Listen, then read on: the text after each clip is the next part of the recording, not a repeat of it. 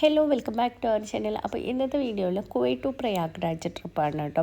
അപ്പോൾ നമ്മൾ കുംഭമേളയിൽ പങ്കെടുക്കാൻ വേണ്ടിയിട്ട് പോവാണ്. കുംഭമേളയിൽ ഫെബ്രുവരി 3 ബസന്ത പഞ്ചമി സ്നാനത്തിൽ പങ്കെടുക്കാൻ വേണ്ടി പോവാണ് കേട്ടോ. അപ്പോൾ നമ്മൾ ജനുവരി 29 കുവൈറ്റിൽ നിന്ന് പോകണത് കേട്ടോ. അപ്പോൾ ജനുവരി 29 പ്രയാഗ്രാജിൽ ഒരു പ്രധാനപ്പെട്ട സ്നാനം ഉണ്ടായിരുന്നു. അന്ന് അവിടെ ചെറിയൊരു സിറ്റുവേഷന് സ്റ്റാമ്പീഡൊക്കെ ഉണ്ടായിരുന്നു. അപ്പോൾ അതിൻ്റെ ഒരു ടെൻഷനൊക്കെ നമുക്കുണ്ട്. പിന്നെ നമ്മൾ ഓൾറെഡി ടിക്കറ്റൊക്കെ ബുക്ക് ചെയ്തതാണ്. അതുകൊണ്ട് തന്നെ നമ്മളപ്പോൾ എന്തായാലും പോവാമെന്ന് വിചാരിച്ചു. അപ്പം നമ്മൾ ഫ്ലൈ ദുബായിലാണ് പോകുന്നത്. അപ്പോൾ നമ്മളുടെ കണക്ഷൻ ഫ്ലൈറ്റ് ആയിരുന്നു കേട്ടോ. കുവൈറ്റ് ടു ദുബായ്, പിന്നെ ദുബായ് ടു ലക്നൗ, അങ്ങനെയാണ് നമ്മൾ ടിക്കറ്റ് എടുത്തിട്ടുണ്ടായിരുന്നത്. അപ്പോൾ അത് നമ്മൾ ലക്നൗവിൽ എത്തിയിട്ട് പിന്നെ അവിടെ കുറച്ച് അന്ന് അവിടെ സ്റ്റേ ചെയ്തിട്ടുണ്ടായിരുന്നില്ല. അവിടെ നിന്ന് നമ്മൾ പിന്നെ ബനാറസിൽ പോയിട്ടുണ്ടായിരുന്നു. പിന്നെ അതേമാതിരി കാശി ശിവ ടെമ്പിൾ അവിടെയൊക്കെ പോയിട്ടുണ്ടായിരുന്നു കേട്ടോ. അപ്പോൾ അത് ഞാൻ ഇത് കുംഭമേളയിലെ വിശേഷങ്ങളുടെ ആ വീഡിയോസ് ഇടാം കേട്ടോ. ഇപ്പം നമ്മൾ ലക്നൗവിലെത്തിയപ്പോൾ തന്നെ നമുക്ക് ഭയങ്കരമായിട്ട് വിശപ്പൊക്കെ തുടങ്ങി. അപ്പോൾ പിന്നെ നമ്മൾ എന്തെങ്കിലും കഴിച്ചിട്ടൊക്കെ പോകാമെന്ന് വിചാരിച്ചു കേട്ടോ.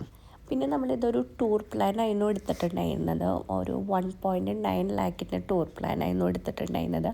അപ്പോൾ അതിൽ നമ്മൾക്ക് സ്റ്റേ ചെയ്യാനുള്ള സൗകര്യങ്ങളൊക്കെ ഹോട്ടലുകളൊക്കെ അവർ ബുക്ക് ചെയ്തിട്ടുണ്ടായിരുന്നു കേട്ടോ. ലക്നൗവിൽ ഒരു ദിവസം, ബനാറസിൽ 2 ഡേയ്സ് താമസിക്കാനുള്ള ഹോട്ടൽ, അതേമാതിരി തന്നെ പ്രയാഗ്രാജിൽ താമസിക്കാനുള്ള ഒരു ടെൻറ്റ് സിറ്റിയിൽ താമസിക്കാനുള്ള അതൊക്കെ അവർ അറേഞ്ച് ചെയ്തിട്ടുണ്ടായിരുന്നു. പിന്നെ അതേമാതിരി തന്നെ അവരുടെ വെഹിക്കിള്, അതിൽ നമുക്ക് ട്രാവൽ ചെയ്യുക, ആ സൗകര്യങ്ങളൊക്കെ ഈ ഒരു 1.9 ലാഖിൽ ആക്കിയിട്ടുണ്ടായിരുന്നു. അപ്പോൾ നമ്മൾ ലക്നൗവിൽ ഫുഡ് കഴിക്കാൻ വേണ്ടിയിട്ട് നല്ല റെസ്റ്റോറൻറ്റ് ഏതാണെന്ന് ചോദിച്ചപ്പോൾ നമ്മളുടെ ഡ്രൈവർ പറഞ്ഞു, ഈ ഒരു മോളിലെ റെസ്റ്റോറൻറ്റ് അടിപൊളിയാണ്, അവിടെ പോയി ഫുഡ് കഴിച്ചോളാം പറഞ്ഞു. അപ്പോൾ ഇത് നല്ലൊരു റെസ്റ്റോറൻ്റ് ആയിരുന്നു കേട്ടോ. ഒരു ടിപ്പിക്കൽ നോർത്ത് ഇന്ത്യൻ സ്റ്റൈലിലുള്ളൊരു റെസ്റ്റോറൻ്റ് ആയിരുന്നു കേട്ടോ. അപ്പോൾ ഇത് കാണാനാണെങ്കിലും നല്ല അടിപൊളിയായിരുന്നു കേട്ടോ. ഫുഡാണെങ്കിലും വലിയ കുഴപ്പമില്ല, നല്ല ഫുഡൊക്കെ തന്നെയായിരുന്നു കേട്ടോ. ഇത് ഹോട്ടലിൻ്റെ ഉള്ളിലാണെങ്കിലും നല്ല ആർക്കിടെക്ചറും കാര്യങ്ങളൊക്കെയാണ് കേട്ടോ. കാണാനും നല്ല അടിപൊളിയാണ്.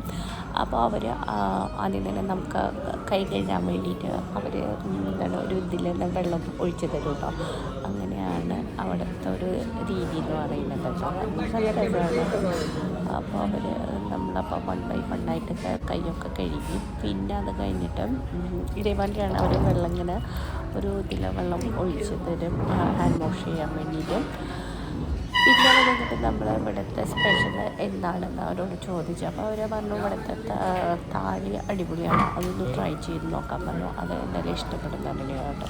അപ്പോൾ താലിയിലെന്ന് പറയുന്നത് കുറേ സാധനങ്ങളുണ്ട് കേട്ടോ. നമ്മൾ സൗത്ത് ഇന്ത്യൻസിൻ്റെ വലിയ റൈസ് കുറേ കഴിക്കുക അങ്ങനെയല്ല, കുറേ കറികളുണ്ട്. പിന്നെ അതിൻ്റെ കൂടെ എന്താണ് റൊട്ടി, 2-3 തരത്തിലുള്ള റൊട്ടി, പിന്നെ 2-3 സ്വീറ്റ്സ്, അങ്ങനത്തെ കുറേ സംഭവങ്ങളാണ്. ആദ്യം നമുക്ക് റൊട്ടി തരും, ഫുൾക്ക, അങ്ങനത്തെ കുറേ സംഭവങ്ങളൊക്കെ തരും. അത് നമുക്ക് എത്ര വേണമെങ്കിലും അവർ തരും കേട്ടോ.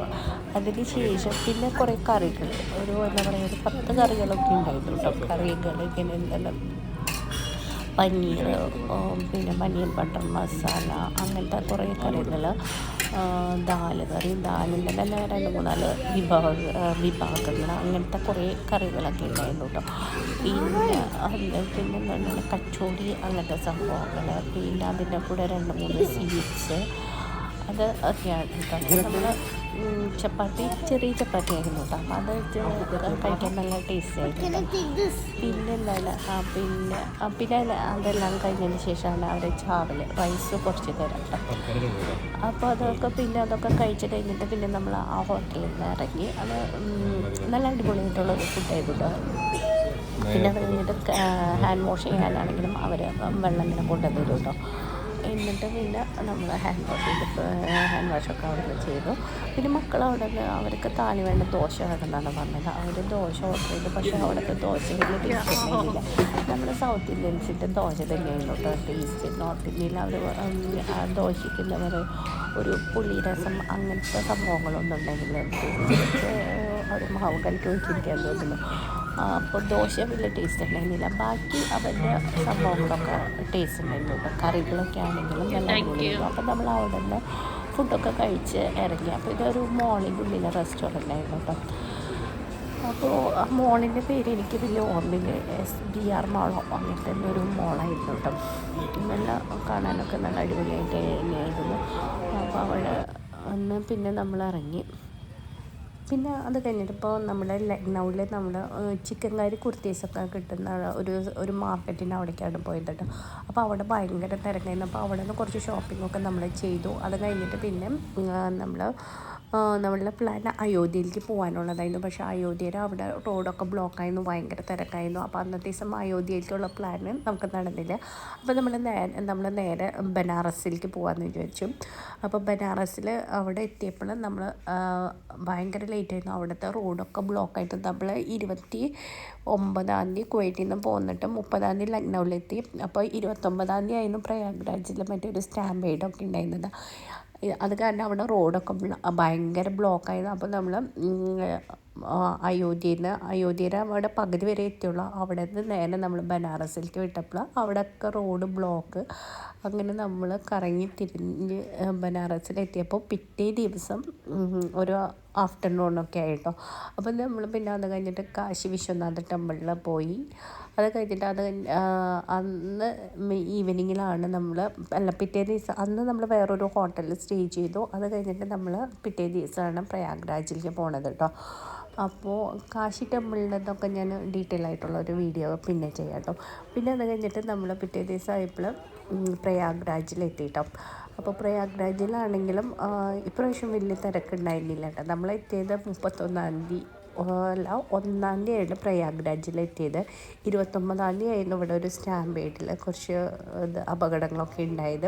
അതുകൊണ്ട് തന്നെ ഇപ്രാവശ്യം ഇവിടെ ഭയങ്കര കനത്ത സുരക്ഷാ സന്നാഹങ്ങളൊക്കെയാണ് കേട്ടോ ഉള്ളത്. ഇപ്പോൾ എവിടെ നോക്കിയാലും നമുക്ക് ആർമി സൈന്യത്തിനെയൊക്കെ കാണാൻ പറ്റുമായിരുന്നു. കുറേ പോലീസുകാർ അവിടെയൊക്കെ ആയിട്ട് കുറേ പോലീസുകാരും ഒക്കെ ഉണ്ടായിരുന്നു. പിന്നെ ഇവർ ക്രൗഡിനെ നിയന്ത്രിക്കാൻ വേണ്ടിയിട്ട് അവർ പല സ്ഥലങ്ങളിലും അവർ എന്താ പറയുക റോഡൊക്കെ ബ്ലോക്ക് ചെയ്ത് വെച്ചിരിക്കുന്നത്. അപ്പോൾ അധികം ആൾക്കാർക്കും പ്രയാഗ്രാജിൻ്റെ ഉള്ളിലേക്ക് എത്തിപ്പെടാൻ പറ്റിയിരുന്നില്ല. പിന്നെ ചില സ്ഥലങ്ങളിലേക്കൊക്കെ 2 വീലർ മാത്രമായിരുന്നു കടത്തി വെട്ടിയിരുന്നത്. അപ്പോൾ അതുകൊണ്ട് തന്നെ ആൾക്കാർക്ക് എത്തിപ്പെടാൻ ഇത്തിരി ബുദ്ധിമുട്ടായിരുന്നു. അപ്പോൾ അതൊക്കെ കാരണമായിരിക്കും വലിയൊരു ക്രൗഡ് ഉണ്ടായിരുന്നില്ല. എന്നാലും അത്യാവശ്യത്തിനൊക്കെ നല്ല ക്രൗഡ് ഉണ്ടായിരുന്നു. പിന്നെ അതേമാതിരി കുറേ മിസ്സിങ് സംഭവങ്ങളൊക്കെ അവിടെ ഇങ്ങനെ നടന്നുകൊണ്ടിരിക്കുന്നുണ്ടായിരുന്നു, മിസ്സിങ്ങിൻ്റെ. അപ്പോൾ അതിൽ കൂടെ അപ്പോൾ തന്നെ വിളിച്ച് പറയുന്നൊക്കെ ഉണ്ടായിരുന്നു. അപ്പോൾ ഇവിടെ നോക്കിയാൽ അറിയാം അത്യാവശ്യം നല്ല തിരക്കൊക്കെ ഉണ്ട് കേട്ടോ. പിന്നെ ഈ ഒരു ഏരിയ എന്ന് പറഞ്ഞാൽ വളരെ വലിയൊരു ഏരിയയാണ്. അപ്പോൾ അതുകൊണ്ട് തന്നെ നമുക്ക് അങ്ങനെ ആളുകൾ ഒരു സ്ഥലത്ത് മാത്രമായിട്ടല്ലല്ലോ ഇങ്ങനെ നിൽക്കുന്നത്, എല്ലാവരും ഇങ്ങനെ സ്പ്രെഡ് ചെയ്ത് നിൽക്കുന്നത് കാരണം നമുക്ക് അത്ര വലിയൊരു ക്രൗഡ് നമുക്ക് അങ്ങനെ അനുഭവപ്പെടുന്നില്ല കേട്ടോ. അപ്പോൾ ഇത് നമ്മൾ ഫെബ്രുവരി 2 കേട്ടോ ഈ ഒരു വീഡിയോ എന്ന് പറയുന്നത്. അപ്പോൾ ഫെബ്രുവരി 3 ഒരു സ്നായിസ്ഥാനം ഉള്ളത്. അപ്പോൾ ഇത് ഫെബ്രുവരി 2 ബസന്ത പഞ്ചമി എന്ന് പറയുന്ന സ്നാനം ഫെബ്രുവരി 2 ഈവനിങ്ങിൽ സ്റ്റാർട്ട് ചെയ്യുന്നുണ്ട്. ഈവനിങ്ങിൽ സ്റ്റാർട്ട് ചെയ്തിട്ട് അത് ഫെബ്രുവരി 3 മോർണിംഗ് 6:45 വരെയാണ് ഉള്ളത്. പക്ഷേ നോർത്ത് ഇന്ത്യൻസിന് അത് പറയുന്നത് ഫെബ്രുവരി 3 മോർണിംഗ് തൊട്ട് തന്നെ ബ്രാഹ്മമുഹൂർത്തം തൊട്ടാണ് അവരുടെ ബസന്ത പഞ്ചമി സ്റ്റാർട്ട് ചെയ്യുന്നത് കേട്ടോ. അപ്പോൾ ഇത് ഫെബ്രുവരി 2 ആയപ്പോഴേക്കും ഇവിടെ അത്യാവശ്യം ക്രൗഡൊക്കെ ഉണ്ട്. അപ്പോൾ ഇതാണ് നമ്മൾ ഗംഗാ തീരത്ത് കൂടെ അങ്ങനെ നടന്നുകൊണ്ടിരിക്കുകയാണ് കേട്ടോ. അപ്പോൾ ഇവിടെ ഗംഗാ റിവറിൻ്റെ ഈ റിവറിൻ്റെ മീതെ കൂടെ ഒരു പാലം, ടെമ്പററി ആയിട്ടുള്ളൊരു പാലാണ് ഇപ്പോൾ ഉണ്ടാക്കിയിട്ടുള്ളത്. അപ്പോൾ ഈ ഗംഗാ തീരത്തിൻ്റെ ഈ ഒരു അറ്റത്ത് നിന്ന് നമുക്ക് ഒരു കരയിൽ നിന്ന് മറുകരയിലേക്ക് പോകാനുള്ള ഒരു ടെമ്പററി പാലാണ് കേട്ടോ ഇത്. അപ്പോൾ ഈ ഒരു ടെമ്പററി ബ്രിഡ്ജിൻ്റെ അവിടെയാണെങ്കിലും അത്യാവശ്യം നല്ല തിരക്കൊക്കെ ഉണ്ട് കേട്ടോ. ആളുകൾ ഈവനിങ്ങിലേക്ക് ബ്രഹ്മമുഹൂർത്തത്തിൽ സ്നാനം ചെയ്യാൻ വേണ്ടിയിട്ട് ഇങ്ങനെ വന്നുകൊണ്ടിരിക്കുകയാണ്. അപ്പോൾ നമ്മളിപ്പോൾ പോയിക്കൊണ്ടിരിക്കുന്നത് അഗാഡ അന്വേഷിച്ചിട്ടാണ് പോയിക്കൊണ്ടിരിക്കുന്നത് കേട്ടോ. അഗാഡയിലെ സന്യാസിമാരെയൊക്കെ ഒന്ന് കാണാൻ വേണ്ടിയിട്ടാണ് നമ്മൾ പോയിക്കൊണ്ടിരിക്കുന്നത്. നമ്മൾ ഫെബ്രുവരി 3 സ്നാനം ചെയ്യുന്നുള്ളൂ. അപ്പോൾ ഇപ്പം നമുക്ക് നോക്കുകയാണെങ്കിൽ ഗംഗാ നദിയുടെ 2 തീരങ്ങളിലായിട്ടും ആളുകൾ ഇങ്ങനെ തിങ്ങി നിറഞ്ഞു കൂടിയിട്ടുണ്ട് കേട്ടോ. അപ്പോൾ ത്രിവേണി സംഗമം എന്ന് പറയുന്നത് ഇവിടെയല്ല. അവിടേക്ക് ത്രിവേണി സംഗമത്തിലേക്ക് പോകണമെങ്കിൽ അത് നമ്മൾ ബോട്ട് എടുത്തിട്ട് പോകണം കേട്ടോ. ഇതിപ്പോൾ ആളുകൾ ഒരു കരയിൽ നിന്ന് മറുകരയിലേക്ക് പോയിക്കൊണ്ടിരിക്കുകയാണ് കേട്ടോ. നമ്മൾ പോകുന്നത് അഗാഡ അന്വേഷിച്ചിട്ടാണ് നമ്മൾ പോകുന്നത്. അപ്പോൾ അത് കുറേ ദൂരം നടക്കാനുണ്ട് കേട്ടോ. അപ്പോൾ കുറേ ദൂരത്തേക്ക് ഇങ്ങനെ നമ്മൾ കാൽനടയായിട്ട് തന്നെ ഇങ്ങനെ നടന്നുകൊണ്ടിരിക്കണം. പക്ഷേ നമുക്കിങ്ങനെ നടക്കുമ്പോൾ അങ്ങനെ ഇവിടുത്തെ ക്ലൈമറ്റ് എന്ന് പറയുമ്പോൾ ഒരു നല്ലൊരു ക്ലൈമറ്റ് ആയ കാരണം വലിയ കുഴപ്പമില്ല. രാത്രിയൊക്കെ നല്ല തണവാണെങ്കിലും ആഫ്റ്റർനൂണൊക്കെ ആകുമ്പോൾ നമുക്ക് നല്ലൊരു പ്ലസൻ്റ് ആയിട്ടുള്ളൊരു ക്ലൈമറ്റാണ് കേട്ടോ.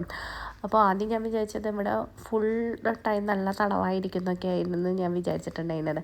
അപ്പോൾ നമ്മളിപ്പോൾ ഇങ്ങനെ ഗംഗ നദിയിൽ കൂടെ ഇങ്ങനെ നടന്നു ഒരറ്റത്ത് നിന്ന് മറ്റൊരറ്റത്തേക്ക് എത്തിയിട്ടുണ്ട് കേട്ടോ. അപ്പോൾ ഇവിടെ നോക്കുകയാണെങ്കിലും നല്ല ക്രൗഡ് തന്നെയാണ് കേട്ടോ. അപ്പോൾ നമ്മളിപ്പോൾ കുറേ ദൂരം നടന്ന് നമ്മൾ താമസിക്കുന്നത് ഒരറ്റത്തായിരുന്നു. അപ്പോൾ നമ്മളുടെ ടെൻറ്റിൻ്റെ വീഡിയോ ഒക്കെ ഞാൻ അടുത്ത വീഡിയോയിൽ നമ്മൾ താമസിച്ചിരുന്ന ടെൻറ്റിൻ്റെ വീഡിയോ ഒക്കെ ഇടാം കേട്ടോ. അപ്പോൾ ഇന്നത്തെ ഈ ഒരു വീഡിയോ ഞാൻ ഇവിടെ വെച്ച് നിർത്താണ്.